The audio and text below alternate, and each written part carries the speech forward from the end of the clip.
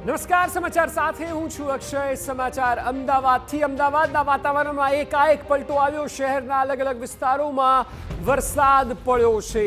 જી હા, અચાનક પલટો જોવા મળ્યો વાતાવરણમાં અને શહેરના વિવિધ વિસ્તારોમાં વરસાદી માહોલ છવાયો। વસ્ત્રાપુર સેટેલાઇટ વિસ્તારમાં વરસાદ છે। બોળકદેવ ગુરુકુલ તમામ જગ્યાએ જામ્યો છે વરસાદી માહોલ।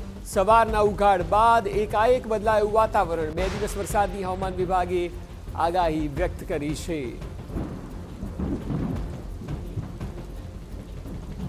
બપોર બાદ અચાનક વાતાવરણ પલટાયું હતું અને લગભગ 4 થી 5 વાગ્યાની આજુબાજુ જે વરસાદની સ્થિતિ સર્જાઈ તેના દ્રશ્યો પણ આપ જોઈ શકો છો। વિસ્તારો અલગ અલગ પરંતુ તમામ જગ્યાએ દ્રશ્યો એક સમાન અને તે રસ્તા પર વરસાદી માહોલ। વાતાવરણ બાદ અમદાવાદમાં બપોર બાદ વરસાદની શરૂઆત છે। આપ જોઈ રહ્યા છો કે કેવી રીતના હવામાન વિભાગ દ્વારા વરસાદની આગાહી કરવામાં આવી હતી। એ જ મુજબ લગભગ 3 વાગ્યા બાદ વરસાદની અમદાવાદના વિવિધ વિસ્તારોમાં શરૂઆત થયેલી જોવા મળી રહી છે।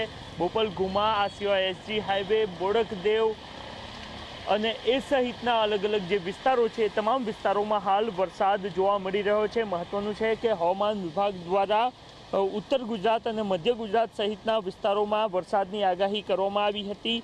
રાજસ્થાન તરફથી આવતા વરસાદી ટ્રફના કારણે આ આગાહી કરવામાં આવી હતી અને એ જ મુજબ જે આગાહી કરાઈ હતી એ જ મુજબ વરસાદ વરસતો આપને જોવા મળી રહ્યો છે। અમદાવાદ અને ગાંધીનગરમાં મધ્યમ વરસાદની આગાહી કરવામાં આવી હતી અને આગામી 2 દિવસ સમગ્ર રાજ્યમાં એટલે કે દરેક જિલ્લામાં અંડર સ્ટ્રોમની પણ વોર્નિંગ હવામાન વિભાગ દ્વારા આપવામાં આવી છે અને એ જ મુજબ વરસાદ વરસતો જોવા મળી રહ્યો છે।